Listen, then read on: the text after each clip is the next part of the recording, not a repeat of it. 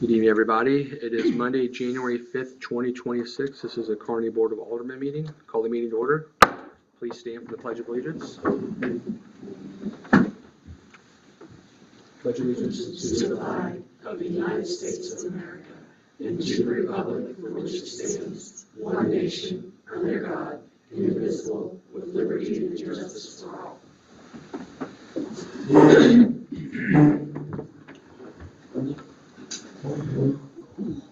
Cindy, have you had a chance to take roll? I've taken roll. Everyone is present. You have quorum. Great. We'll move on. We have no public hearings noticed this evening. Is there anybody here this evening that would wish to address the board under open public comments? Seeing nobody, we'll move on to the consent agenda. Does anybody on the board have any questions or items of discussion on the consent agenda this evening? Seeing none, if we can entertain a motion to approve the consent agenda as presented. So moved. Second. All in favor? Aye. Oppose? Consent agenda passes as presented. We have no ordinances this evening. We have one resolution, a resolution approving a temporary event liquor license and granting permission for use of a city-owned building for the Kearney Enrichment Council's Wine and Chocolate Tour to be held from 3:30 to 8 p.m. on February 7th, 2026. Sheila? I received an email request from the executive director of the Kearney Enrichment Council after the board amended the old firehouse lease agreement. Now they are allowed to, with permission, serve alcohol at the old firehouse. And this was a request from Lawrence. They always have had the wine and chocolate tour. They're going to continue, but this year they would like to actually have the old firehouse be a stop. I did reach out to Chief Thomas, and he did recommend, because it's city property, to have 2 officers, off-duty officers, that Kearney Enrichment Council would be required if you guys do approve this. That's his recommendation. You guys could always take that restriction or requirement off, but it is written with Chief Thomas's recommendation. Great, thank you for that report. Any questions from the board Captain Allen is here tonight or staff? 2 officers? Yes. Off duty, you said? Off duty. It's not where the city would be paying. They would need to pay the off-duty officers for their time. Yes. It's usually fairly quiet. It's nowhere near like the Whiskey Walk is. It's a group of women that have been shopping. There will be a few odd couples in there. Just thinking about that, I'm not confident that we need 2. Maybe 1 would do. I mean, I don't know if this is a hard set recommendation by our police. I do not know. These women, who knows, maybe they do get crazy, but I've not seen it. I think it's just standard that they always have 2 officers. Okay. Or is that an officer safety thing? Yeah, it's officer safety thing. It's one Okay. for basically what we practice for as long as I've been here. Anytime we work an off-duty event that serves alcohol, it's always been limited to. So, but it's not in writing. We don't really. That's just kind of what we've been operating. Thank you for that. Any other questions from the board? If you could read the proposed resolution, please. A resolution approving a temporary event liquor license and granting permission for use of a city-owned building for the Kearney Enrichment Council's Wine and Chocolate Tour to be held from 3:30 to 8 o'clock p.m. on February 7th, 2026. I make a motion to approve. Oh, second. All in favor? Aye. Opposed? Resolution passes. We'll move on to items for review and presentation. The first item this evening is our wastewater system improvement financing options. And in the packet this evening, there is a handout And as we know, the board has received some additional information and updates from staff on our weekly updates as well. But what we're looking at doing here is providing a overview of what options staff has come up with and for us to consider to finance the proposed wastewater improvements. We all know that we've gone through several different studies and gearing up for this not so it is an exciting conversation, but it's an expensive conversation. Nonetheless, we do not have any other options on how to move forward. We do have to move forward. So I think it's best of us as a board to consider the options and really make a decision that we feel the community can stand behind and support. The need here is to address years of deferred maintenance of not only to our sewer lines, but our pump stations and our sewer system itself. We're as we know, we are running right at capacity. We're below capacity, but it does not leave a lot of room for growth. It does not leave a lot of options for much. And so a couple meetings ago, we had an estimate of roughly $55.5 million was the kind of the price tag of what it would take to finance the proposed improvements to our sewer wastewater facility. Over a 30-year term, the options we have are traditional financing. Traditional financing would not require us to go to the voters of Kearney for approval. Traditional financing is obviously we have the authority as a board to make those decisions. Traditional financing is going through whatever normal avenue bank finance company is available. We would go through the standard process, but we would be reviewed on a case-by-case basis, go through all banks and have different credit cultures and requirements, and it would be a competitive market rate situation. Looking at our total cost after we would kind of estimate and use some interest cost and fees associated with securing the financing. Total repayment over 30 years by taxpayers, we estimate to be roughly $108 million. We do have an option as a municipality, and that is to take advantage of a program called SRF, State Revolving Fund Financing. That is a program administered by the state of Missouri, and that program would require us to go through a formal voter approval process. The residents of Kearney would have to approve this type of financing, but the attractive piece there is that based off of the interest rate that program has, we would potentially see a $31 million savings in interest only. So when you look at total project cost of roughly $55.5 million, when you look at the annual cost and the interest rate, the example we used in our handout was a 1.8% rate to a 5% rate. Almost doubling the cost. I just think it would behoove the board to consider educating the public on why we think that whatever decision we make is the best decision and move forward. Obviously, me personally, I do think, managed debt is not a bad thing.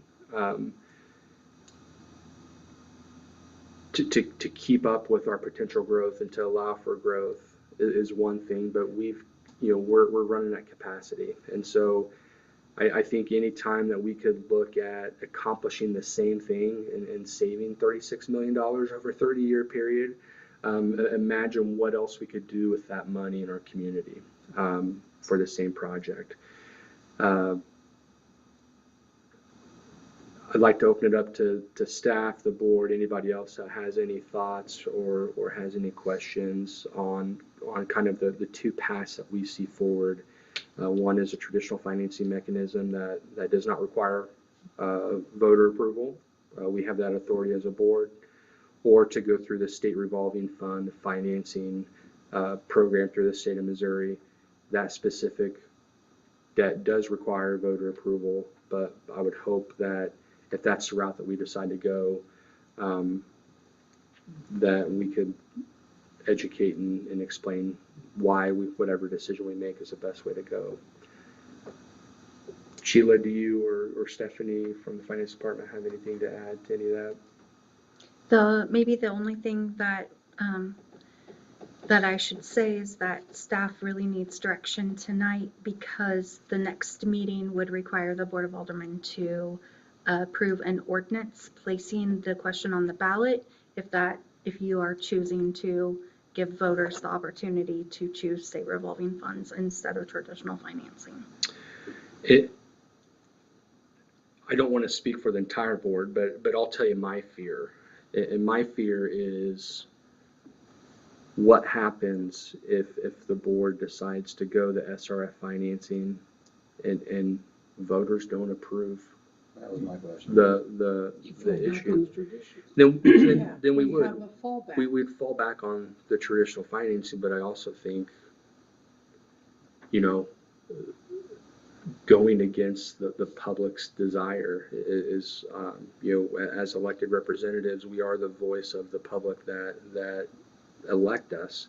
However, we have a very serious responsibility in these positions as well, and we have to be able to flush the toilet. We have to be able to take showers. Clean drinking water is a priority in our community, I'm sure. In these, so yes, I don't think it will be an easy task to receive voter approval for any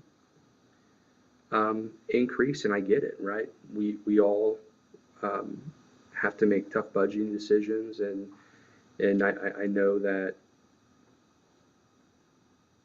we also were talking about water and sewer rate increases. Well, that's how we're going to pay for this proposed debt, right? So one way or another, it's going to be a responsibility of this board and the taxpayers to see through these important improvements for the city.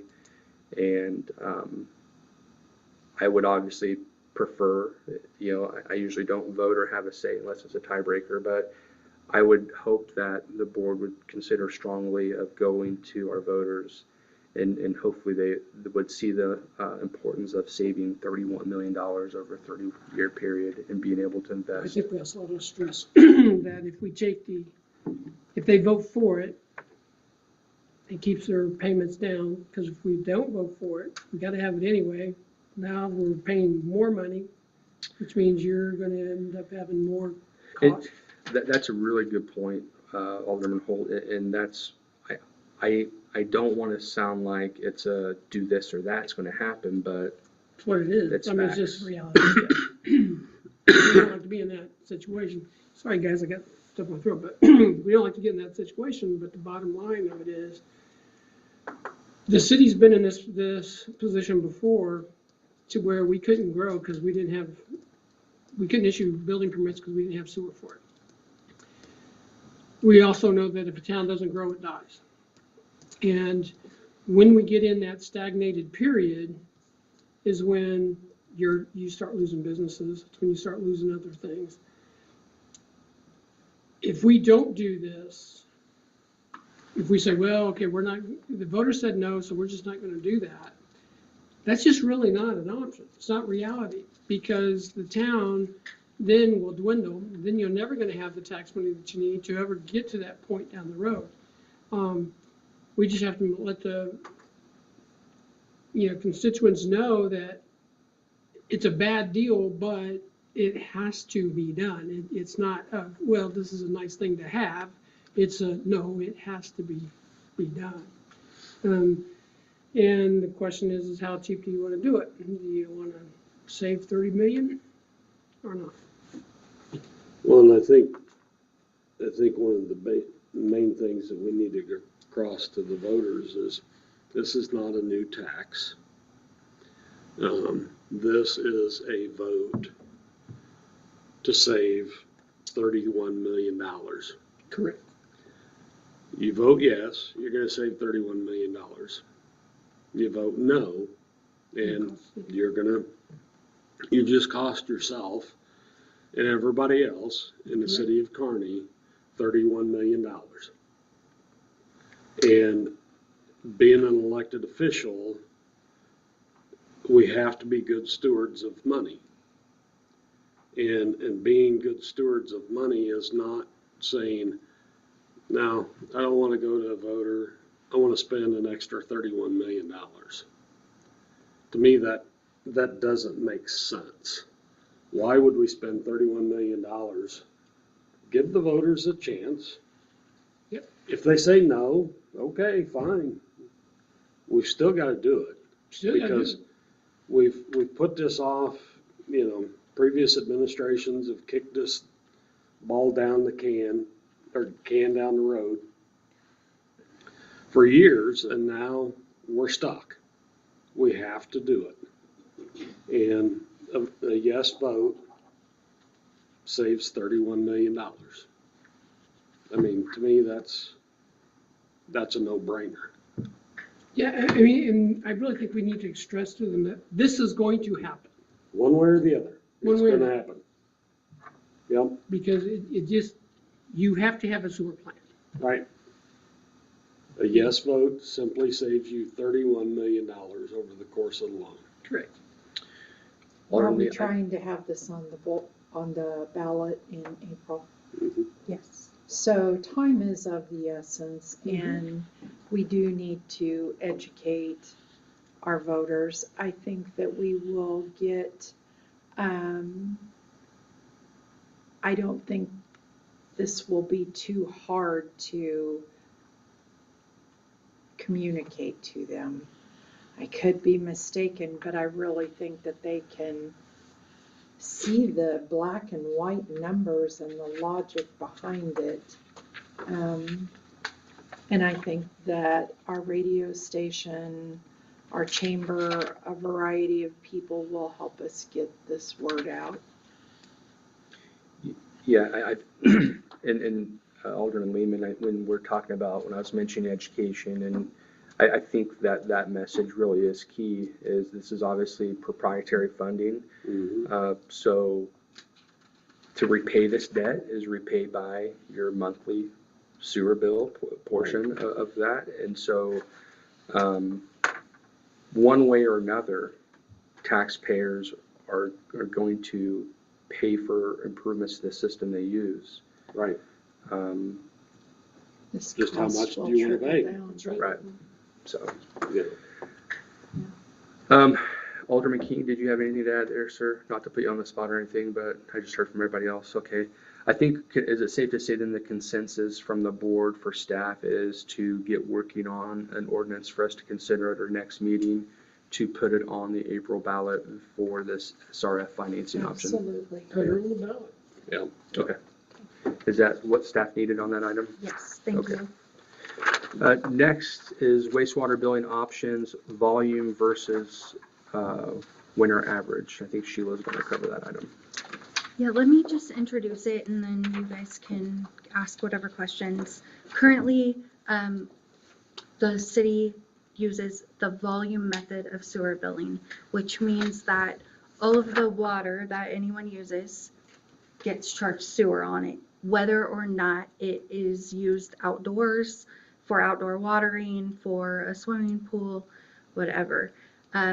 When HDR was here on December 15th, one of the the option that they brought to you during that presentation was switching from the volume method of sewer billing to everyone in the city going, that is at a house, a residence, going to the winter water average method of sewer billing. So what would happen is whatever water you use during the winter months, December, January, and February, that would be averaged. And then for the whole rest of the year, you would be billed on that amount of sewer, no matter how much water you used. One of the questions that I asked them is there an option, instead of having everyone be on volume or everyone being on the winter water average, is there a way that people could have choice, so that they could either choose whichever was more beneficial to them, the volume method or the winter water average? And they said, yes, that also is a choice. They need feedback on which way the board would like to go, so that they can kind of look at and calculate what rates would be. I just want to make this really clear. So for our utilities, when we charge our water and our wastewater rates, those rates are set at the amount that cover the cost of providing that service. And so in order for them to set those rates, they have to make some assumptions. It's very easy to make an assumption of how much water somebody is going to use if you're on volume, or if the entire city is going to the winter water average. It's a little bit more difficult when you are, so there's more risk to the city as far as setting rates when you give people an option. However, sometimes people like to have options. And so really tonight's discussion is, would you like to continue doing volume only? The whole reason that we looked at winter water average is because we have had a few citizens who have been spending a lot of money on watering their lawns or on pools, things where they're doing a lot of outdoor watering, and they don't feel like they should be having to pay sewer charges on all of that watering when it is not going into the sewer system. And so I did check, and Smithville, North Kansas City, Liberty, and Gladstone all do offer winter water average. The city of Excelsior Springs doesn't offer winter water average. They offer a summer credit, a summer water credit. So they kind of did a different take on it. But it is, when you set fees, you are setting fees for the service that people are using. And so winter water average is very common around the community, but we have not offered that. And but some people, not a lot. You know, I tried to we did have one person that came to our meeting, and I've been here for 3 years, and personally, I believe maybe 5 people have asked out of all of the people, me directly. But still, I do know that there are some people that have asked for it. So it's an option for you guys to consider, and really looking for direction on that, so that we can get have HDR come back to our next meeting, kind of give you guys the rates that are calculated based on that, on the direction from you tonight, and kind of start getting more clarity on how rates are going to need to be set for cost recovery. I need some clarity here. Yes.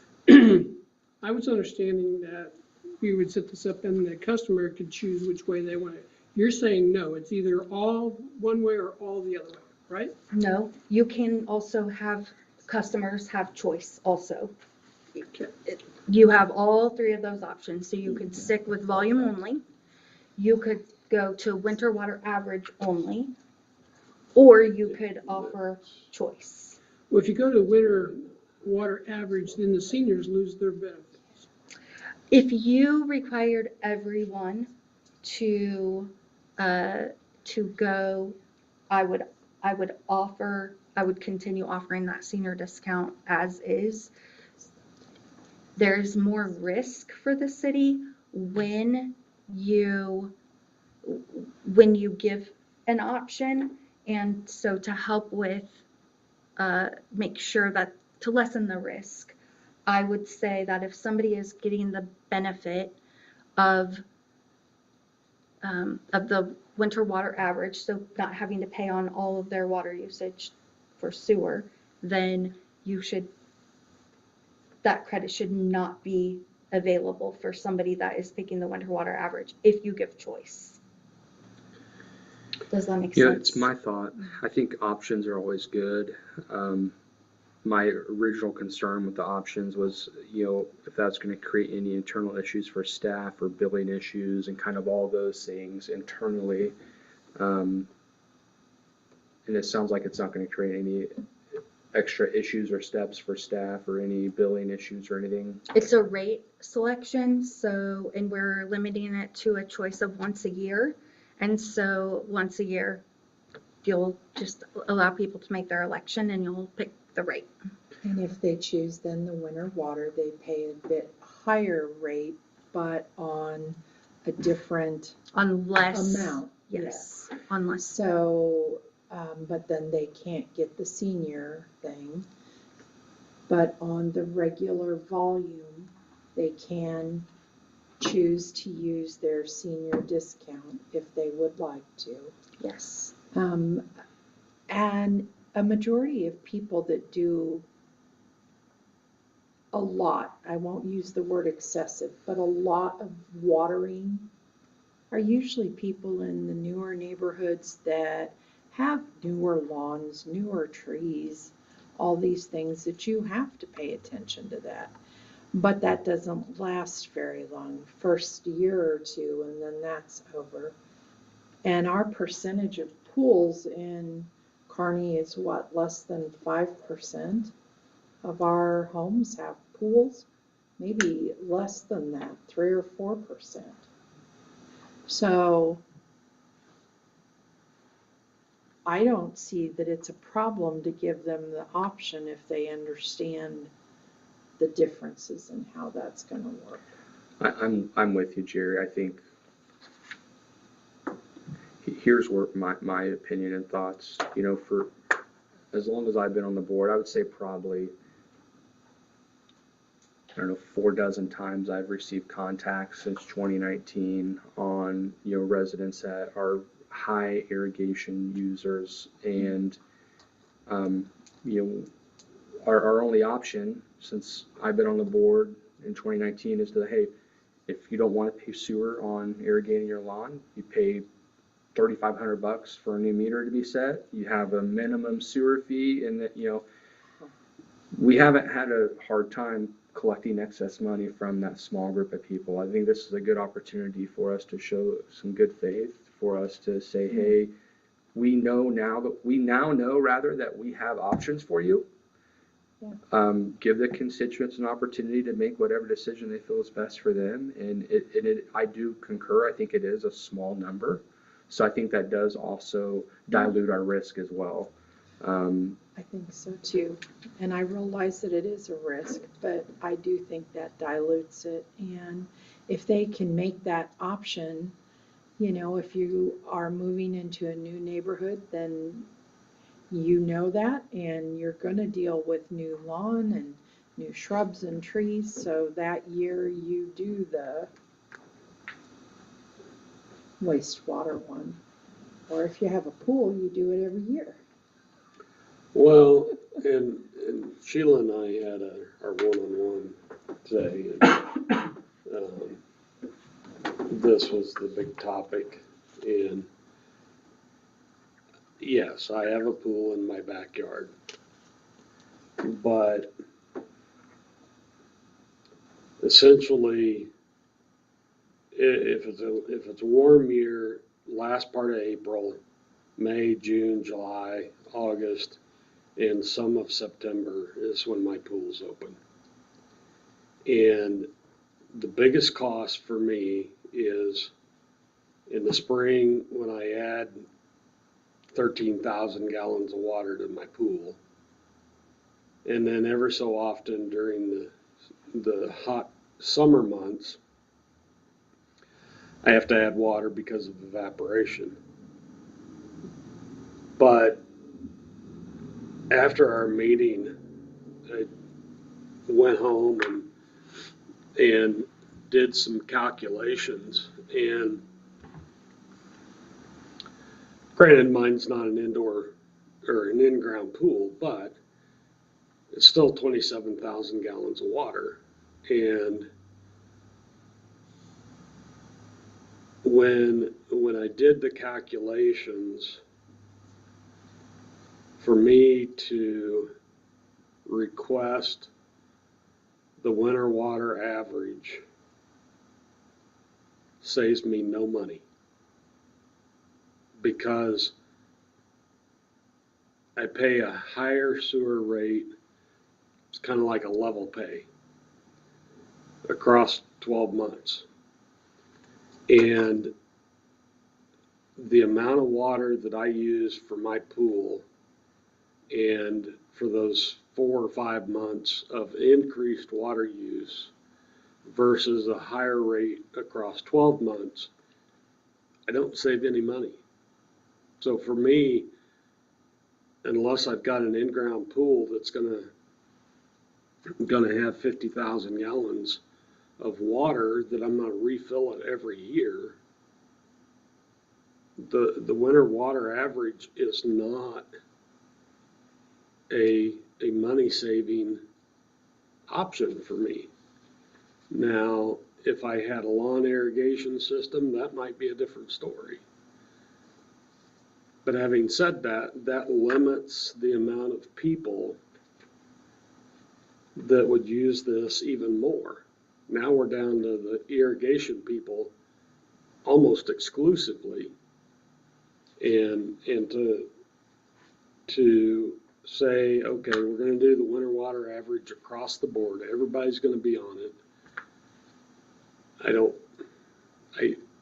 If you'd asked me when I left the meeting, my one-on-one meeting with Sheila this afternoon, I'd have had a different answer. But after doing the calculations, I can't say that the winter water average is going to benefit anybody other than a lawn irrigation system who doesn't want to spend the $3,500 for a new meter. Pools aren't going to use enough water that it really saves on the sewer rate. So, Anybody else have anything to add or any questions? If a neighborhood pool is gonna fill up in the spring, can they call ahead and say, I'm filling up with this many gallons and not have to pay for that sewer? There is a one time a year pool credit. Stephanie? Yeah, we've tried to address some of the discrepancies, or I don't know that you would call it a discrepancy, but some of the different usage that's happening. Last year when we passed the credits for large irrigation or large pool, one-time pool use, we tried to give people some leeway to accommodate for that, but I look at it as a big picture. You have to pay for your system costs no matter what it is. So it really, for me, I always think it really doesn't matter how you charge. Your number has to be the same at the end, one way or the other. So I tend to agree with you. It's that number that has to fund what it costs to maintain your system is the same at the end. And so we can make it as linear of a calculation as we want to make it, or we can give people all kinds of options. But I don't I don't see people changing, probably. People like consistency. They don't like to think about it, or they think about it too late, or that sort of thing. So options are always good if you want to give people options, but I feel like in the end, people will probably pay close to the same amount, whichever way they pick. It'll just look different. Mhm.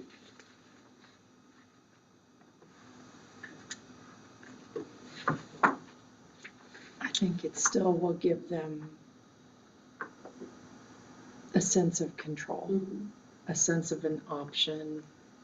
And you're correct, we already do allow for those anomalies like that once a year pool fill up and stuff, so. So if we do the option method, does that pool fill-up credit stay? Or does it go away? That's a board decision. Right? It's not a staff decision, it's a board decision. And that's a question. Well, I would think if they're gonna do the winter water average, that would probably go away. But if you leave it as an option, Well, if they choose that option, okay. then it goes away. See, I'm not for, we blanketly do the winter average for everybody. Or we do the volume base for everybody. But if somebody chooses to do the option, Gives them a choice, yes. gives them a choice, well, with that comes strings. One There's of- choices both ways. Yeah, seniors lose their discount, the pool people lose their discount, because now they took in this choice. See what I'm saying? Mhm. So if they go the winter, seniors lose their discount, the pool people lose their discount. Mm-hmm. If they choose volume, They both get their discounts. do they? Yeah, Do we continue because this stays doing the exactly pool? like it is now. They just have to know that what they're getting, but also what they're giving up. Mhm. And education is gonna be critical. But like Stephanie said, either way. It's gotta get there. The gotta money's get gotta get there. It's One a way or bit the of a wash, I think, in the long run, but I know a lot of people who just, they really like having that autonomy to make their own choice. And then if they've made their choice, they're less likely to grumble. Yeah. I mean, Maybe. it might, Doesn't mean they won't, but they're less likely. You need a direction tonight on this? Yes, please. So give them options or not. Give them options, and again, seniors lose their benefit and pool people lose their benefit with that option. I think, yes, if you choose that, if you choose to go to the winter water average, then those go away. So we're making But a it's a decision for choice. them to choose, and then how do they know when to make the change? I think you can make that change at any point, but you only get one time a year. Yeah. Correct. I think that obviously it's something that we'll have to put out a thing. Colleen here can pull something together, get it on social media. When would this go into effect? It would go into effect with the new rates. New rates, okay. And when are we thinking those will? Typically you set new rates every the second meeting in February. So on their March bill? No. Mhm. Okay.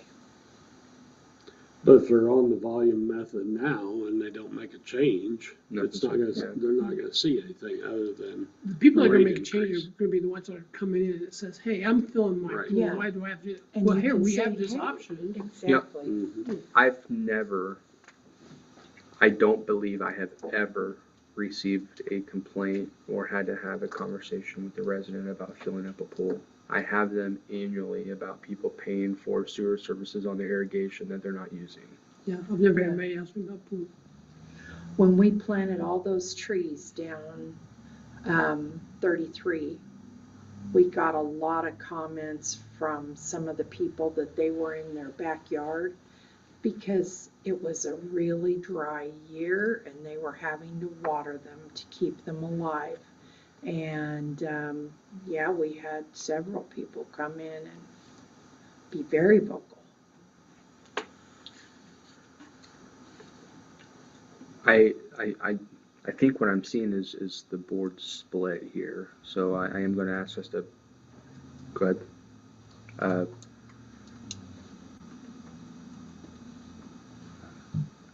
I guess to go ahead and put it to a formal vote one way or another. So if you are for providing residents the option to either stay on the current sewer billing method or offer an optional billing method of the winter water average, and under the winter water average billing method, senior discount would not be eligible under that program, nor would a pool fill credit consideration. So I guess if you could entertain a motion to provide those options to residents, so staff could have time to get working on new rates for our February meeting. I make a motion to provide both rate options, the volume-based and the winter water average, to our citizens. I'll second. With those conditions of Yes. removing the. Yes, with those two. So have Alderman Spencer motion on the table, seconded by Alderman King. All in favor? Aye. Aye. Oppose? All right.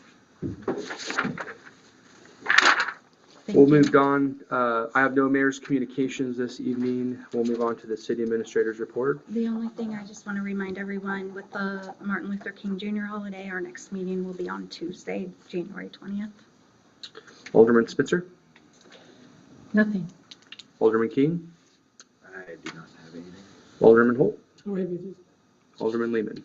I do have something. I would like to say kudos to staff. I noticed on the flash update for today that we have something new coming out to the community. It's a community newsletter that will be going out by email. The Kearney Current. Yeah, that's right. And I think that's a great idea. It just furthers our transparency. And, you know, we get a weekly update via email. And I just, I don't know whose idea it was, whether it was Sheila's or our communications director, but I think that's just a fabulous idea to have that going out. Keeps our citizens informed and keeps us even more transparent. So kudos to staff. Yeah, Alderman Lehman, I think our continued and intentional improvement on our social media messaging, all of our communications, and now this newsletter. You know, in the past, we've, not to discredit any of us that have been here for a while or any that served before us, but you just try to always do a little better and grow up a little bit, and I'm super proud of our efforts there. So. Absolutely. All right, we do have an executive session notice at this evening, a closed session per RSMO 610021, subsection 1 for legal actions or litigation involving a public governmental body and any confidential or privileged communication between a public governmental body or its representatives and its attorneys, and RSMO 610021, subsection 12, to discuss matters pertaining to negotiated contracts. Our meeting will be adjourned from the closed session, so this does conclude our open public portion of the meeting. If we can consider a motion to enter into executive session. So moved. Second. All in favor? Aye. I'm sorry, I need a roll call vote. If you could pull the board, please. Alderman King. Alderman Holt. Aye. Alderman Lehman. Aye. Alderwoman Spencer. Aye. Vote is unanimous. Everybody have a nice evening. Thank you for being here.